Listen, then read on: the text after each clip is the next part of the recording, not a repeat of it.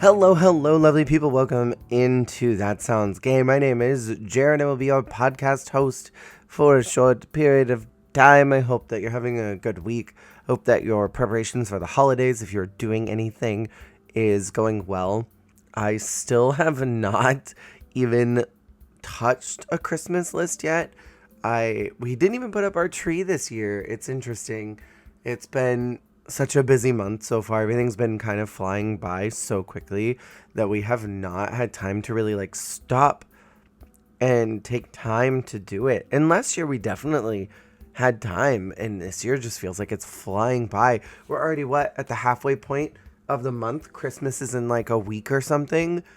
I think we're already talking with family about what we're gonna do and where we're gonna go for actual Christmas Day, what day we're gonna decorate the tree as a family.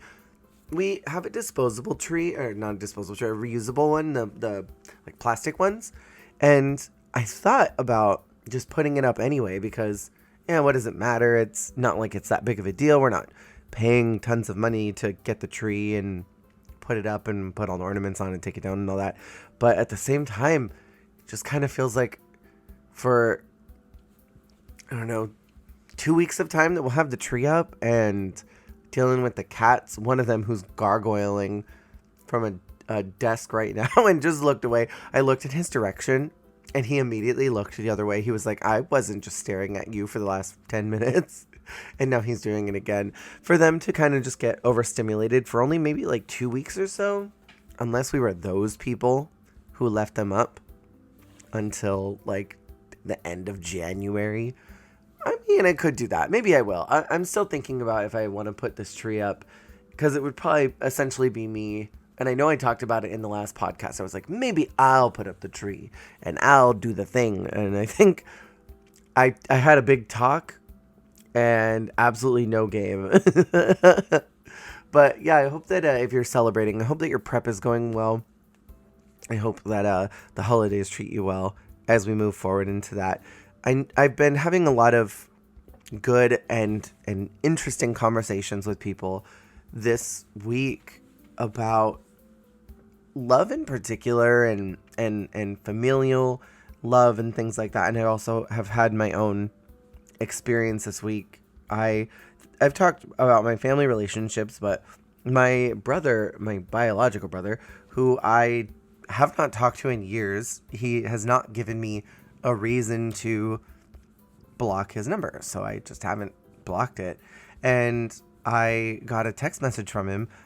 Pretty sure it wasn't him who typed it. I'm pretty sure my dad ghost wrote it, but he sent me this long thing. Christianity, God doesn't want you to sin, blah blah blah. And I got to the end of it, and it was talking about I love you and I always will, and I just want things to be better. This is my cat if you can hear him. Blah blah blah blah.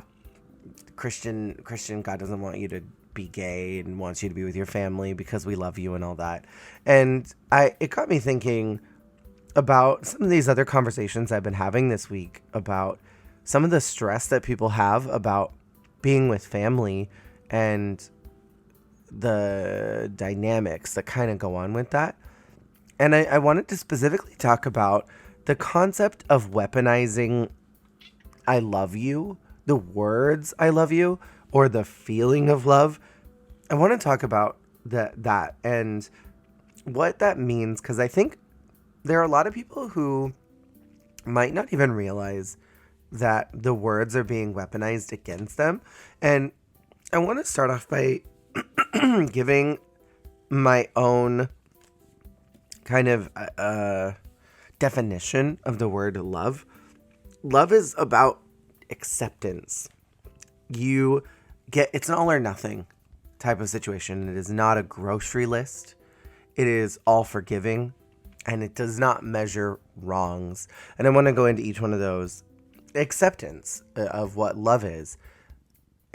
Love will accept who you are for everything that you are.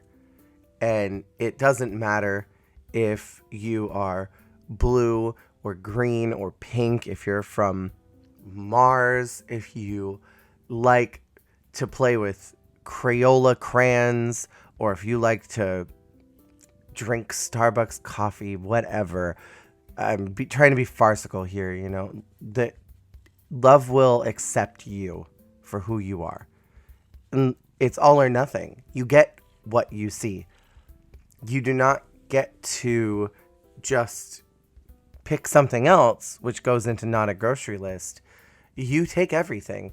I think there's a movie called Valentine's Day, and there's a quote in there that stuck with me for a really long time. And there's a character who says that love is not something you get to choose. You don't get to take the parts you like about somebody and the parts you don't like about somebody and separate those. If you love someone, you take everything about them. You take the good and the bad, and you accept that for who that person is. And going back to all or nothing, if you cannot love someone in their entirety, then you are not displaying actual, real, true love, because actual, real, true love will accept you for exactly who you are. Love is all forgiving. That doesn't mean that if someone wrongs you, you just immediately forget and you don't hold them accountable, but it forgives them. My partner and I have been together for a very long time, and something that I learned very early was, even though I really hurt him very early in our relationship with my actions that I was doing, he forgave me and he still chose to love me, but he did hold me accountable, and he would remind me, these actions that you're doing remind me of this situation and this hurt me. And I need you to be better about this, and I need you to continue to keep working on yourself, but I still love you and I still forgive you for what you did, but these actions hurt. And love does not measure wrongs. So when you are looking at someone that you care about, and you are thinking about all these things you like about them, you're not going to you shouldn't look at them and say, okay, well, at this point in our relationship, you did this to me, and so I don't like that. And that also goes back to the grocery listing, is that you wouldn't look at someone and say, well, a couple of years ago, we were at the Olive Garden and you ate all my breadsticks, and that made me love you a little bit less because you offended me deeply and you showed me you don't care about me. Because love is forgiving. You can hold someone accountable, for sure. But what someone's done to harm you is not going to affect the amount of love that you have for someone. So that's my personal definition. Those are things that are really key to me about what I see love is. And a lot of times family in particular will weaponize the word I love you in feelings of wronging or pain or hurt. And for me, that came in the form of physical. There was spanking, which I think I'm pro spanking as far as a parent is concerned, if the action will justify what the problem was. So, I didn't get spanked a lot, but I do remember there were a couple times where I felt, why am I being spanked? I didn't do anything that bad. And I remember my dad would sort of just be like, I'm doing this because I love you. And then would spank. And that would be the thing he would say before he did the spanking. And I mean, well, that's kind of a kinky thing now. If daddy wanted to say, I love you, and then spanked me, that'd be a different thing. But this is my biological father, who I obviously have no feelings towards in any way. And that idea of I love you, spank, pain, hurt, that associates love in a sort of dangerous, kind of violent term, especially when you're a kid. And that can translate as you get older to the idea of someone being mean to you, someone being unkind to you. That feeling is melded together with what love is, which is not pain. A lot of times people that I know, and my family in particular too, would be told really harsh things by their family. Like, you're gaining weight and I'm only telling you this because I love you. And you're really not looking good. And I'm telling you this because I love you. I love you. And so I'm going to be honest with you. You look like a big skanky mess. Like, again, being a little bit farcical here, where these harsh words are associated with that, and these dangerous feelings with that. And a lot of times families will do these things, but they're disguising their behavior or their actions with love. And they're using it as a scapegoat to try and give you a feeling that what they're doing is with the intention of helping you. If someone truly loves you, they're going to want the best for you, and they're going to want you to be your truest, greatest form without tearing you down at the same time. And there's obviously parenting things that are being melded in here and are being discussed, and the idea of spanking and being a little bit more forward with your family is going to be a certain dynamic. But what I'm trying to separate here is the idea of what parenting is, which is a job and is a responsibility that comes from a place of love, so it's an offshoot of that, does sometimes get a little bit muddled together with what love actually is and what that job is. And as we get older and we start evaluating our family relationships, we get stressed out at the holidays because these people that say that they love us, that they care about us, are fighting at the dinner table about politics and are actively talking about how they voted for people that might not want your rights or want equality or other human rights. And there will be really awkward moments with people that you feel this obligation to because they're family and they love you. But again, we've talked about chosen family in the past and who your relationships are and which ones matter the most. And those are the people that you choose to have in your life, right? Those are the ones that you choose to be close to because it is a privilege that they get to be close to you. And sometimes that feeling, that love feeling, is so muddled that it's so hard to separate what is a job and what is actual love.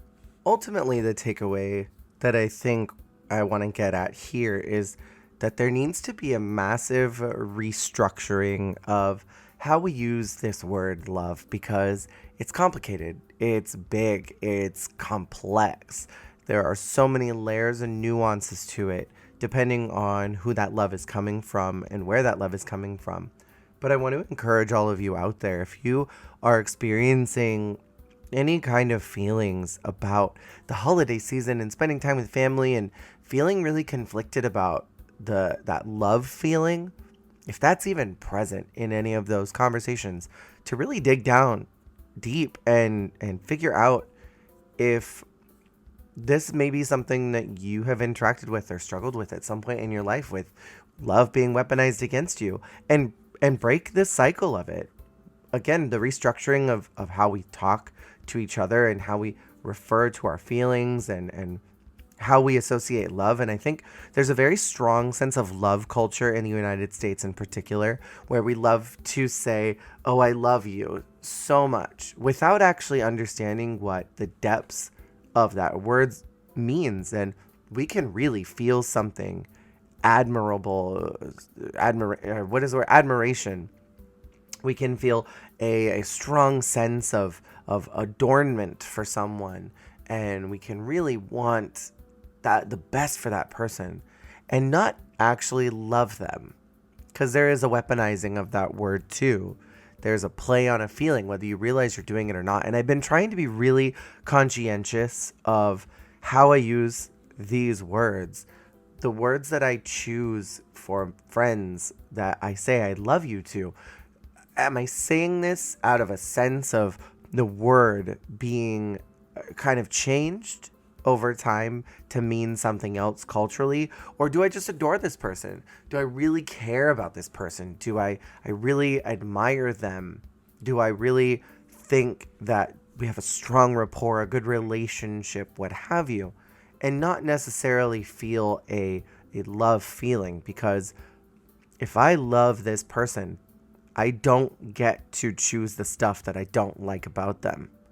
I have to accept them exactly as who they are and everything about them, and I will always choose forgiveness and acceptance and a route that is best for our relationship because I love them. And that should be reserved for only a few people, in my opinion. This should be reserved for a handful of people. We don't have endless amounts of juice in our cup that we can give to everyone. And that love that we have, it can't just be poured out to everybody. There are some people that have a little bit extra. Some people can make a little bit more of it, and they can receive more from others and continue to pour out. But as humans, we only have so much space in our jar that we can pour out to each cup. And we have to be conscientious of that and make sure that we're not using this feeling of love to make people feel a certain kind of way, because it sets up unhealthy boundaries for us and them. And it's okay if you have a certain feeling about your family. It's okay if you just like your family. You enjoy being around them sometimes, but you don't actually love them. Or maybe you don't even like them. That is okay. But I do encourage you to really dig down, figure out what that word means for you. If you are using it to express a feeling that is not necessarily true or there, because it sets up for more stress for the holidays. I have to be with my family, and it's because I love them that I'm going, but I don't want to be there. And I think maybe it's a different feeling. Maybe it's a different emotional attachment than the word love. And I think, again, the final takeaway of this is reevaluating and restructuring what that word means and how we choose to use it and who we choose to use it on. And those are my thoughts for today. Thank you for listening, and thank you for taking some time to come and hang out with me. And I will hopefully chat with you next week. Hold on, let me look at my calendar really quick, because I cannot remember when when is Christmas? Obviously, it's the 25th. We have 2 weeks. We have a week and a half. We have a week and a half. It's on a Sunday this year. Is it a Sunday? Oh, that's kind of nice that it's on a weekend. I hope that y'all are able to get that time off and spend time with family or friends, your chosen family, whoever you're choosing to spend that time with. I hope that it is a lovely season for you if you're celebrating at all. And if you're not, I hope that you are enjoying your winter season, and hopefully it is not too freezing cold where you're at. Or if you're down under, I hope that it's not too hot. But take care of yourselves, y'all. Goodbye.